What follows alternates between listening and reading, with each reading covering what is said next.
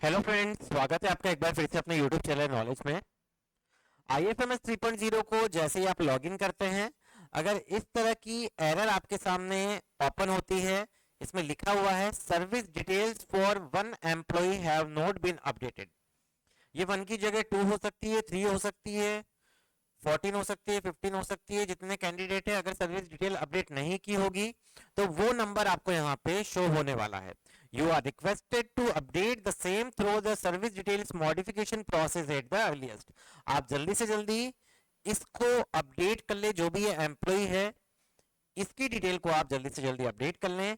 Please note that salary for the current month will not be processed for employees who service detail remain incomplete. ऐसे employ जिनकी service detail completely update नहीं होगी, उनकी जो वेतन है, उनका जो वेतन है वो प्रोसेस नहीं होगा। तो इस एरर का मतलब ये है, अब आपको ये पता लगाना है कि कितने एम्प्लॉय आपके यहाँ शो रहे हैं। मान लीजिए 10 हो रहे हैं, तो इसको पहले चेक करिए कि 10 एम्प्लॉय शो क्यों हो रहे हैं। सबसे पहले हम यहाँ पे IFMS 3.0 पर लॉगिन कर लेंगे। सेम एरर आपको शो हो रही है, इसको क्रॉस कर देंगे। कल ही मैंने एक वीडियो बनाया था, उसके बारे में मैंने बताया था आपको कि एम्प्लॉय मैनेजमेंट में जाना है। यहाँ पे आपको एक ऑप्शन मिलेगा MIS रिपोर्ट का, थोड़ा सा स्क्रॉल करेंगे, सेकंड ऑप्शन मिलता है एम्प्लॉय डेटा DDO वाइज, इस पे आपको क्लिक करना है। जैसे आप इस पे क्लिक करेंगे, अगर आपके यहाँ पे एम्प्लॉय शो हो रहे हैं, ये ध्यान रखने वाली बात है, अगर आपके एम्प्लॉय यहाँ पे शो हो रहे हैं तो उन सभी की सर्विस डिटेल आपको अपडेट करनी होगी। अगर आपने कर ली है तो वापस से री अपडेट कर लीजिए, क्योंकि अपडेट करने में कोई टाइम नहीं लगता है। अगर आपने एक बार अपडेट कर लिए तो डायरेक्ट आपको सबमिट ही करना है। तो यहाँ पे उन एम्प्लॉयज की आप अपडेट कर लीजिए। साथ ही साथ कल जो मैंने वीडियो बनाया था उसमें लोगों के कमेंट्स आए थे कि यहाँ पे आपको रिटायर्ड एम्प्लॉयज के नेम शो हो रहे हैं। तो तो वो आप कैसे हटाएंगे, वो मैं आपको सिंपल सी प्रोसेस बता देता हूँ। कि पहली बात तो ये रही कि आपके जो एरर आ रही है उसमें जितने एम्प्लॉय आ रहे हैं उनका डाटा आपको यहाँ पे शो हो जाएगा। अगर आपको यहाँ पे शो नहीं हो रहा है तो इसका मतलब है आपकी सर्विस डिटेल अपडेट है। लेकिन बैठे बैठे एक बार एम्प्लॉयज के सर्विस डिटेल को वापस से सबमिट कर दीजिए, ताकि एम्प्लॉय की मार्च की सैलरी में किसी तरह की कोई प्रॉब्लम ना है। एक बार अपडेटेशन हो गया तो दोबारा अपडेट करने की इन फ्यूचर जरूरत नहीं पड़ेगी, जब तक कोई फिक्सेशन वगैरह नहीं होते या अदर कोई रीजन नहीं होता प्रमोशंस वगैरह, तो आपको अपडेट करने की जरूरत नहीं पड़ेगी। तो ये तो हो गई बात। अब मान लीजिए कोई एम्प्लॉयज हैं जिनका वेतन आपको बनाना ही नहीं है, फिर भी वो यहाँ पे शो हो रहे हैं, तो उसका क्या सॉल्यूशन है मैं आपको बता देता हूँ। एम्प्लॉय मैनेजमेंट में एम्प्लॉय मॉडिफिकेशन का ऑप्शन है, इसमें ग्रुप मैनेजमेंट का ऑप्शन है, इस पे आपको क्लिक करना है। ग्रुप क्रिएशन मॉडिफिकेशन का ऑप्शन मिलेगा, अलोकेशन का मिलेगा, डी अलोकेशन का मिलेगा। आपको डी अलोकेशन वाले ऑप्शन पे क्लिक करना है।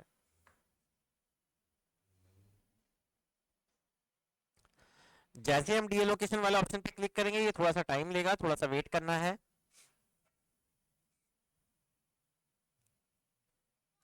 एक बार इस पेज को हम रिफ्रेश कर लेते हैं, नेटवर्क इशू भी रहता है बहुत बार।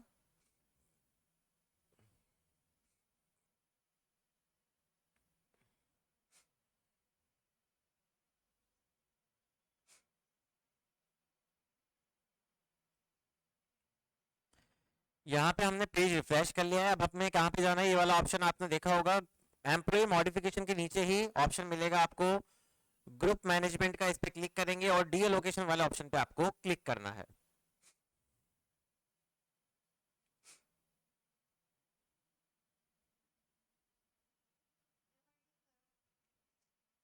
जैसे हम डी एलोकेशन वाले ऑप्शन पे क्लिक करेंगे, थोड़ी सी प्रोसेस लेगा। यहाँ पे आपको ग्रुप नेम शो हो जाएंगे, किस ग्रुप में कितने एम्प्लॉयज है वो आपके सामने आ जाएगा डाटा। साथ ही साथ आप यहाँ से इसको संख्या बढ़ा सकते हैं आइटम्स पर पेज की, तो जितने भी ग्रुप आपके यहाँ बने हुए हैं उन सभी का डेटा आपके सामने यहाँ पे शो हो जाएगा। अब मान लीजिए कोई रिटायर्ड एम्प्लॉय है, वो आपके यहाँ शो हो रहा है, जिसकी सैलरी नहीं बनानी, तो पहले तो आपको ये पता होना चाहिए किस ग्रुप में वो ऐड है। तो हम सबसे पहले उस ग्रुप के ऊपर क्लिक करेंगे।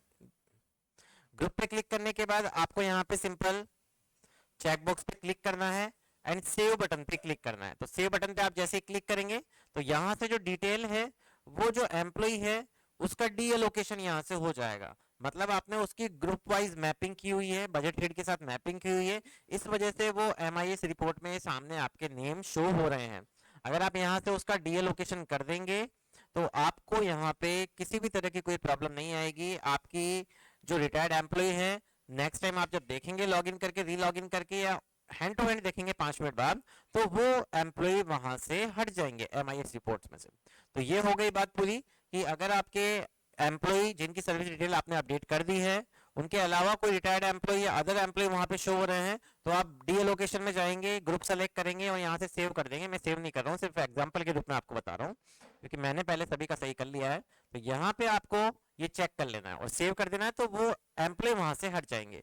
रही बात सर्विस डिटेल मॉडिफिकेशन की, तो सर्विस डिटेल अपडेट करना सभी को आ गया है, बार बार बताने की जरूरत नहीं है।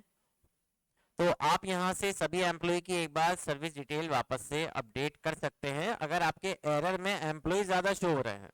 इसको थोड़ा सा स्क्रॉल कीजिए, वापस से यहाँ पे एक डॉक्यूमेंट अपलोड करना है, अपडेट सर्विस डिटेल कर दीजिए। तो सब एम्प्लॉय की पहले ही डाटा भरा हुआ है, वापस से कोई डालने की जरूरत नहीं है।